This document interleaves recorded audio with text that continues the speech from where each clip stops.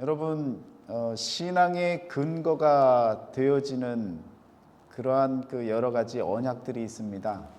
그런데 예수님께서 이 세상에 오신 것이 없었다면, 그러면 아마 성경책이 반이 없었을 거예요. 그리고 아직도 메시아가 오시지 않았다 해서 유대교를 그대로 저희들도 따라서 믿어야 됐을 것입니다. 그런데 예수님이 오셨기 때문에 우리 기독교의 근거가 되어지는, 신앙의 근거가 되어지는 그런 놀라운 역사가 바로 이 베들레헴이라고 하는, 베들레헴 언약이라고 하는 것을 통해서 여러분과 제가 하나님의 아들 예수 그리스도를 바르게 믿을 수 있는 그 신앙의 시작점이 주어졌다라고 하는 의미를 이 베들레헴 언약을 통해서 찾을 수가 있을 것입니다. 그런데 이 베들레헴에서 나실 것이다 라고 하는 이 이야기를 누가 했느냐? 미가 선지자가 했단 말입니다. 그러니까 미가 선지자가 이와 같이 이야기한 것으로 인해서 이 언약의 말씀이 있었기 때문에 바로 우리 기독교가 될 수 있는 그런 근거가 마련되어졌다라는 것입니다. 예수님 오시기 700년 전에 이미 벌써 이런 말씀, 예수님이 오실 것이다라고 하는 장소까지도 다 예언이 되어졌던 이 언약의 말씀이 있었기 때문에 하나님의 역사가 더 하나님답게 만들어질 수 있는 그런 놀라운 역사가 우리에게 펼쳐진 줄 믿습니다. 미가라고 하는 이 선지자의 이름은요, 다름 아닌 누가 주님과 같은가 라고 하는 의미의 단어입니다. 누가 주님과 같겠습니까? 세상에 그런 사람이 있겠습니까? 없습니다. 주님과 같은 이가 없습니다. 그런데 그 주님이 어떤 분이시길래 주님과 같은 이가 없다라고 이야기할 수 있느냐면, 주님은 평강의 왕이라 할 것임이라. 이사야서 9장 6절에 평강의 왕이라 할 것임이라 라고 이미 벌써 이사야서를 통해서도 말씀해 주고 있습니다. 그런데 여러분, 평강의 왕이 될 것이다 라고 하면서 또 한 가지는요, 이사야서 8장 14절에 보면 그가 성소가 되시리라 라고 하는 이런 표현도 쓰고 있다는 겁니다.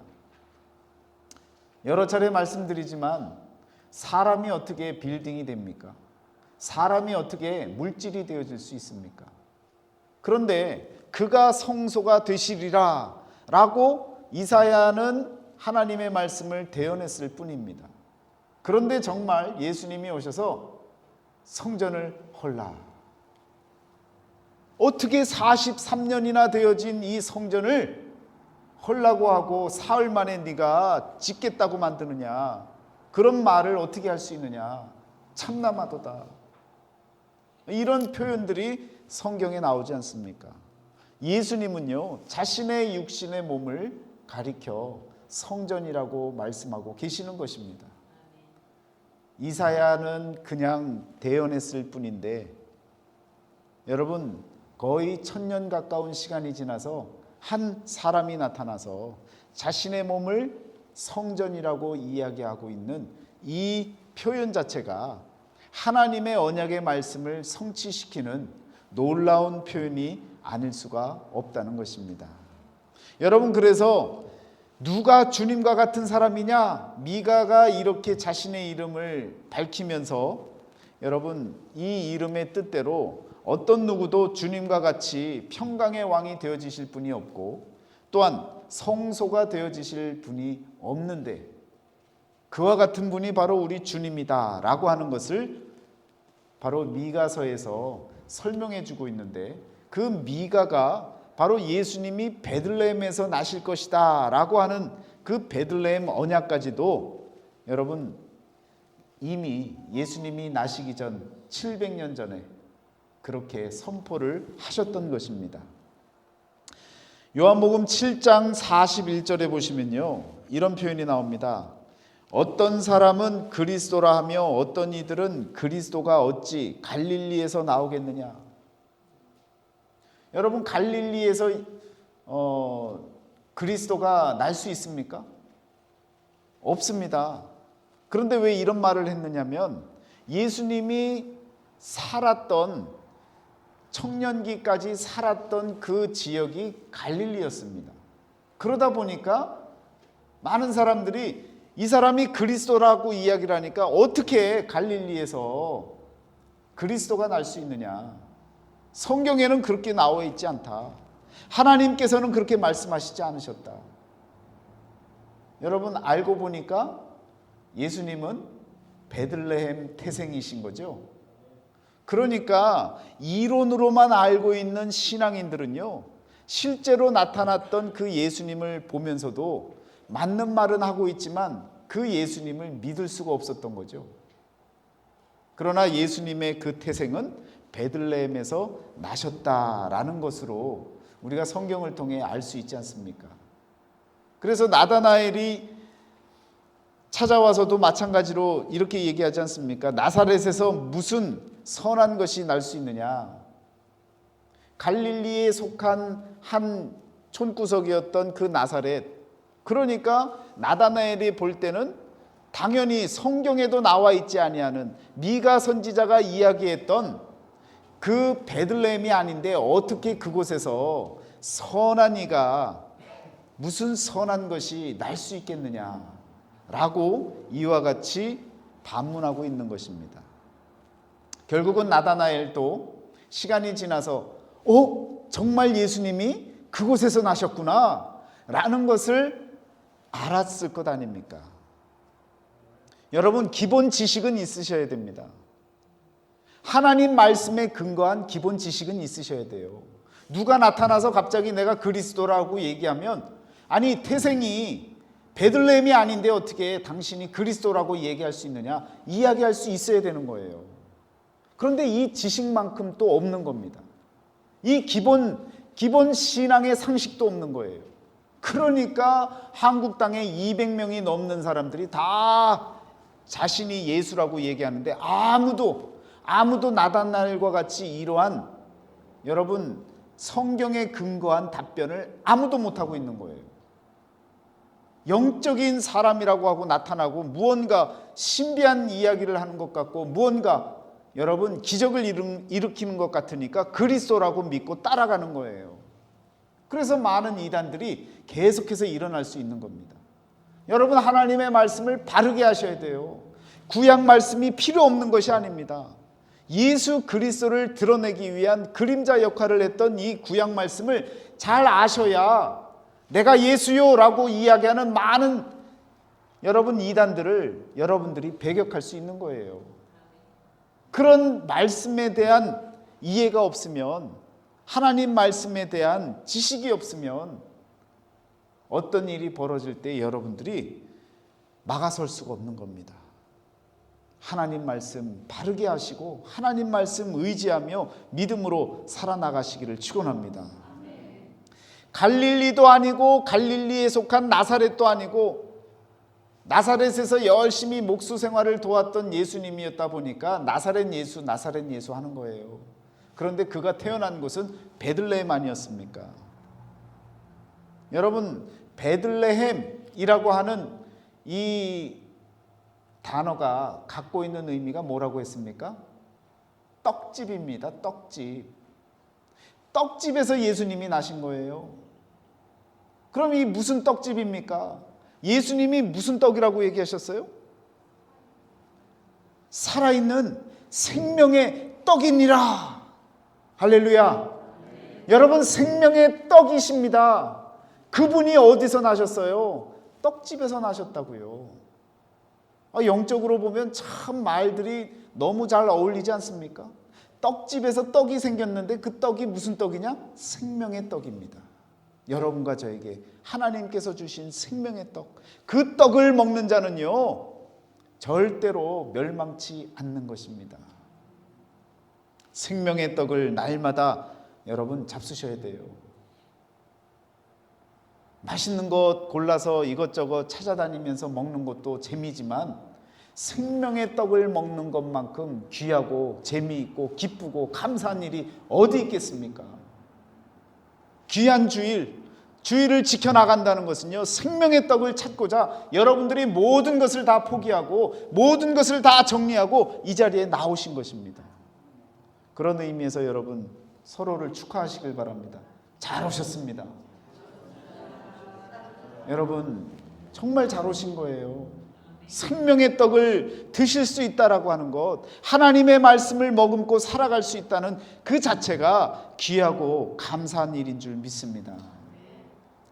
여러분 성경에 보니까요, 헤롯 왕이 동방박사들이 나타나서 별을 쫓아서 다가왔더니 헤롯 왕도 긴장을 하잖아요. 그래서 뭐라고 얘기했습니까? 그리스도가 어디서 나겠느냐? 도대체 어디서 그리스도가 나겠느냐? 묻지 않습니까? 그렇게 물었을 때 여러분 성경을 한번 찾아보세요. 마태복음 2장입니다. 이제 미가서하고 너무 가까워졌죠? 신약 성경이 너무 가까워졌는데요. 마태복음 2장 4절을 보시면요, 왕이 모든 대제사장과 백성의 서기관들을 모아 그리스도가 어디서 나겠느냐 물으니, 여러분 한두 명 그냥 옆에 있는 제사장을 물은 게 아니라 그 나라에 지금 이스라엘 나라에 있는 모든 대제사장과 모든 서기관들을, 가장 유력하고 힘 있는, 가장 모든 성경을 잘 아는 그러한 대제사장들을 다 불러 모은 거예요. 그리고는 그들에게 뭐라고 묻습니까? 그리스도가 어디서 나겠느냐? 여러분 그랬더니 뭐라고 얘기합니까? 6절 말씀에 이렇게 기록된 바, 또 유대 땅 베들레헴아 너는 유대 고을 중에서 가장 작지 아니하도다. 내게서 한 다스리는 자가 나와서 내 백성 이스라엘의 목자가 되리라 하였음이니라. 여러분 이 말씀을 대제사장들이 또 종교 지도자들이 다 알고 있었어요. 그런데 여러분 잘 보셔야 됩니다. 구약과 신약을 잘 비교하셔야 된다고요. 오늘 미가서 말씀에 나와 있는 이 부분이 어떻게 나와 있는지를 보세요. 어디에 나와 있습니까? 5장 2절 말씀에 나와 있죠. 베들레헴 에브라다야 너는 유다 족속 중에 작을지라도 이스라엘을 다스리는 자가 내게로 나올 것이라. 그의 근본은 상고에 영원에 있느니라. 여러분 하나님께서는 이렇게 말씀하셨는데 대제사장과 레위인들 또 서기관들은 뭐라고 얘기한 거예요? 똑같이 얘기했습니까? 고민되세요? 글자 수가 다르잖아요. 무슨 차이가 있습니까? 그의 근본은 상고에 또 영혼에 있다라고 하는 이 말씀이 빠졌잖아요. 왜 빠졌겠습니까? 성경을 읽으실 때 여러분 잘 보셔야 돼요. 가끔은 이렇게 가감되어지는, 더해지기도 하고 빠지는 부분들이 있어요. 그런데 지금 대제사장들이 답변을 하면서 지금 그 내용을 뺐단 말이에요. 뺀 이유를 여러분들이 잘 묵상해 보세요. 왜 그랬을까? 왜 전체를 다 알려주지 않았을까? 이유는 하나입니다. 자신의 목숨을 건지기 위해서예요. 상고서부터 영원전서부터 왕이 되시는 그분이라는 것을 이야기를 하면 목 달아나거든요. 죽을 수 있거든요. 아니 헤롯 왕 앞에, 왕이라고 하는 사람 앞에 떡하니 서갖고 지금 영원전서부터 왕이 되시는 그분을 이야기를 한다 그러면 여러분 목이 살아나겠습니까? 다 달아나겠죠. 그러니까 대제사장과 종교 지도자들은요, 자신들의 목숨을 건지기 위해서 말씀을 다 전하지 않았어요. 영원전서부터 약속되어지신 하나님의 말씀입니다. 이렇게 주장을 했어야죠. 이렇게 이야기를 전해줬어야죠. 딱 전할 만큼만 이스라엘의 목자가 나리라, 거기까지만. 그 정도는 왕이 아니니까 왕 손에서 알아서 해결하라고. 영원 전서부터 준비되어져 있는 평강의 왕인 것, 이것에 대해서는 언급하지 않았다는 거예요. 여러분 5절 말씀에 나오잖아요. 미가서 5장 5절에 이 사람은 평강이 될 것이라 라고 했던 이 표현도 안 썼잖아요. 만약에 여러분과 저에게 누군가가 예수님이 어떤 분이고 언제 어떻게 오실 것이냐라고 물었으면 미가서에서 이런 분이라고 여러분과 제가 이야기를 할 것 아닙니까? 영원 전서부터 약속되어 주신 분이고 그가 평강이 되실 것이다 라고 하는 평강의 왕이 되실 것에 대한 것까지 여러분이 기쁘게 증거할 것 아닙니까? 그런데 죽고 사는 일이 눈앞에 닥치니까 무서운 거예요.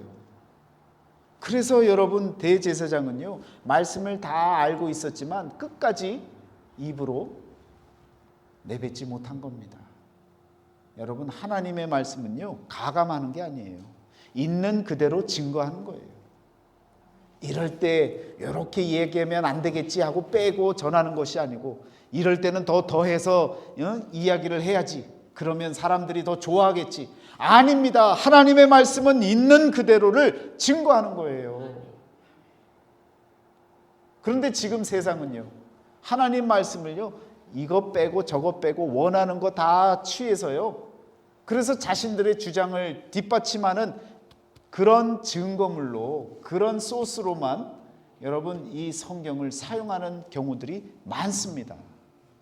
하나님의 말씀이 자신의 주장을 여러분 증거해주는 그런 증거 양식이 아니라, 하나님의 말씀을 주장하기 위해서 나를 증거 삼을 수 있는 내 삶을 하나님께서 이렇게 만들어 주셨다라고 거꾸로 증거할 수 있는 그런 여러분과 제가 증거문이 되어질 수 있는 인생이 되어지셔야 됩니다. 미가서를 통해서 성경에서요, 가장 큰 문제가 되는 부분은 바로 여기입니다. 종교 지도자들이요, 하나님의 말씀을 가감하고 있는 거예요. 마음대로 빼기도 하고 더하기도 하는 그런 모습들이 나오는 겁니다. 여러분과 저에게 그런 인생이 아니라 베들레헴 언약 그 자체를, 하나님께서 주신 언약의 말씀을 있는 그대로 전할 수 있는 그런 증거자들이 다 되어지셔야 될 줄 믿습니다. 미가서 3장 1절에 뭐라고 얘기했습니까? 정의를 아는 것이 너희의 본분이 아니냐? 하나님의 진리의 말씀을 있는 그대로, 하나님의 의를 그대로 증거하는 것이 우리들의 본분입니다. 그런데 700년이 지나고 800년이 지나고 대제사장들은요, 여전히 증거하지 아니하는, 자신의 본분을 있는 그대로 지켜내지 못하는 그런 삶을 살았습니다. 아니요, 2000년이 지난 오늘 이 시대에 하나님을 믿는 백성이라고 하는 저와 여러분들도 우리의 본분을 지켜서 하나님의 말씀대로 살아가고 있는지 돌아보셔야 되는 거예요. 내가 정말 하나님의 말씀대로 살아가고 있는지, 내가 하나님을 구주로 여기고 우리 예수님을 구주로 믿고 그렇게 믿음으로 살고 있는지, 아니면 아직도 세상 것에 눈이 멀어서 교회 나올 때는 잠시 살짝 감추고 가리고 하나님의 어린 양처럼, 순한 양처럼 그렇게 발톱을, 손톱을 다 감추고 예배 드리고 나면 다시금 세상에 나가서 자신의 발톱을 드러내는 그런 모습으로 산다면, 오늘 저와 여러분들은 정의를 아는 자가 아니라, 우리의 본분을 지키는 자가 아니라 하나님의 공의와 정의를 가리고, 그리고 자기를 속이고 교만에 속아서 살아나가는 그러한 죄인에 불과한 것인 것을 여러분 우리가 깨닫고 다시금 하나님 앞에 바로 설 수 있는 믿음의 삶을 살아가야 될 줄 믿습니다. 여러분, 에브라다야라고 이야기를 하는데, 이 에브라다야라고 하는 것은 풍성, 풍요, 풍성한 것을 나타내는 것입니다. 물론 베들레헴의 옛 이름이기도 합니다. 여러분, 이렇게 풍성하게 요한복음 10장 10절에요, 내가 온 것은 양으로 생명을 얻게 하고 더 풍성히 얻게 하려는 것이라. 베들레헴 에브라다야 라고 이 외치고 있던 그 떡집에 대한 이야기를 하는데 그 떡집에서 날 그 떡은요, 더불어서 양에게 생명을 얻게 하고 그리고 더 풍성히 얻게 하려고 하는 것이 이 땅에 오신 목표라는 겁니다. 얼마나 우리 주님께서 하시는 말씀마다 하나님의 언약의 말씀을 잘 드러내고 표현하고 있는 말씀인지 우리가 알 수 없습니다. 너무너무 기적적인 말씀들인 거예요. 여러분과 저에게 하나님이 주신 언약의 말씀, 구약의 말씀들이 무엇이었는지, 또 예수님이 오셔서 그 모든 언약들을 지키신 일들이 어떤 일이었는지 여러분과 제가 분명히 확인하고 또한 점검해서 우리 신앙도 확인하고 또 점검해서 말씀대로 살아나갈 수 있는 믿음의 자녀들이 다 되어지셔야 될 줄 믿습니다. 여러분, 우리 하나님께서 구하시는 것이 무엇입니까? 우리에게 무엇을 요구하고 계시겠습니까? 미가서 6장 8절 말씀해 보니까요, 사람아, 주께서 선한 것이 무엇임을 내게 보이셨나니 여호와께서 내게 구하시는 것은 오직 정의를 행하며 인자를 사랑하며 겸손하게 내 하나님과 함께 행하는 것이 아니냐? 그런데 여러분, 요한복음 1장 46절에 나다나엘이 뭐라고 했습니까? 나사렛에서 무슨 선한 것이 날 수 있겠느냐라고 물었잖아요. 나다나엘은요, 정말 말씀을 열심히 본 사람이에요. 선한 것이 날 수 있겠느냐라고 표현한 것은요, 미가서를 정확하게 알고 있었던 거예요. 미가서에서는요, 정확하게 뭐라고 얘기합니까? 주께서 선한 것이 무엇임을 내게 보이셨나니, 선한 것을 보여주셨다는 거예요. 그러니까 나다나엘이 볼 때는 도대체 나사렛에서 무슨 선한 것이 나겠느냐는 거예요. 맞는 말씀인 거예요. 나사렛에서는 선한 것이 날 수가 없어요. 베들레헴에서 선한 것이 나는 것입니다. 그 선한 것이 뭐예요? 바로 생명의 떡, 예수 그리스도.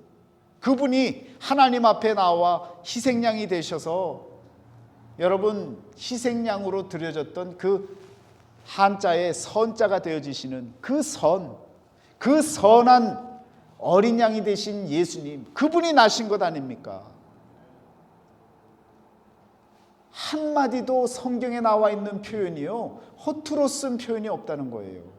선한 것이 어찌 날 수 있겠느냐라고 물었던 그 물음은 정확하게 미가서를 알고 있었던 사람이라는 거예요. 더불어서 여러분, 언제나 성경 말씀은요, 현재형입니다. 절대 과거형이 아니에요.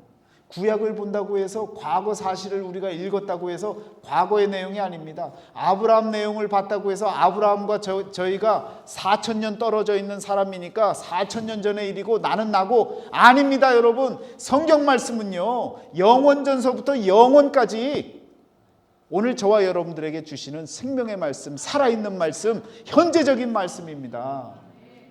그러면 선한 것을 우리에게 주셨잖아요. 우리에게 보여주셨다고 말씀하고 있지 않습니까? 그러면 여러분과 저는요, 영적으로 바로 예수 그리스도를 깨달았다면 우리는요, 하나님의 정의를 지켜가는 거예요. 겸손하게 낮아지는 거예요. 사랑하며 사는 거예요. 이것이 우리 하나님이 우리에게 요구하시는 바라는 것입니다. 그래서 예수님도 말씀하지 않습니까? 너희는 먼저 그의 나라와 그의 의를 구하라. 그리하면 이 모든 것을 너희에게 더하시리라. 이 순서가 맞아떨어지는 건요, 우연한 일치가 아닙니다.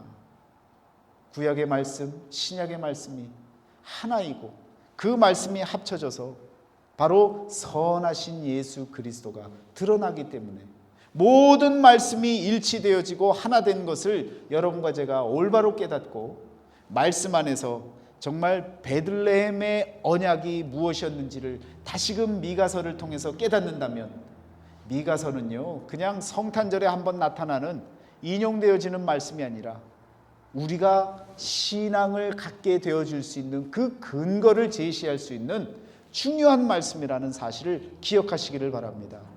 그래서 어느 것 하나 중요치 아니한 말씀이 없다는 거예요. 모든 성경이 다 우리 예수 그리스도만을 드러내는 중요한 말씀들, 생명의 말씀들이라는 것을 기억하시기를 바랍니다. 여러분, 그래서 말씀은요, 계속해서 보는 거예요. 계속해서 읽으시고 계속해서 묵상하시면 그 모든 말씀이 저와 여러분들에게 깨닫게 하시고 현재적인 말씀으로 성령께서 역사하셔서 오늘 저와 여러분들이 그 십자가의 주님을 고백할 수 있는 과거나 현재나 미래나 할 것 없이 모든 것이 하나가 되어져서 일체형이 되어져서 우리 하나님만을 드높일 수 있고 그분을 위해서 살아갈 수 있는 그 삶의 길이 열려지는 줄 믿습니다. 기도하시겠습니다. 사랑의 하나님, 감사합니다. 베들레헴을 통해서 언약의 말씀을 주셨는데 단순한 과거에 선포되어진 말씀이 아니라 하나님께서 약속하시고 하나님께서 친히 하나님의 방법대로 예수 그리스도를 통해 이루신 놀라운 사건이 이미 우리에게 주어졌고 또한 아버지 그 사실을 믿고 살아가는 우리에게 하나님 더욱더 말씀의 귀중함이 깨달아질 수 있게 하여 주옵소서. 대제사장들과 서기관들이 자신의 목숨을 위해 말씀을 감했던 그런 부질없던 일들을 행했던 모습을 따라가지 않게 하여 주시고 하나님 우리의 생명을 바쳐 우리 하나님의 말씀을 증거할 수 있는 믿음의 삶을 살아나갈 수 있는 우리 모두가 되게 하여 주옵소서. 우리 가정에 하나님의 말씀이 심겨지게 하시고 또한 그 말씀이 성장하게 하시고 열매 맺게 하시고 자녀들을 통해 드러나게 하시고 모든 삶을 통해서 하나님께 영광이 되어지는 귀한 가정들 되게 하여 주옵소서. 예수 그리스도의 이름으로 감사하며 기도드렸사옵나이다. 아멘.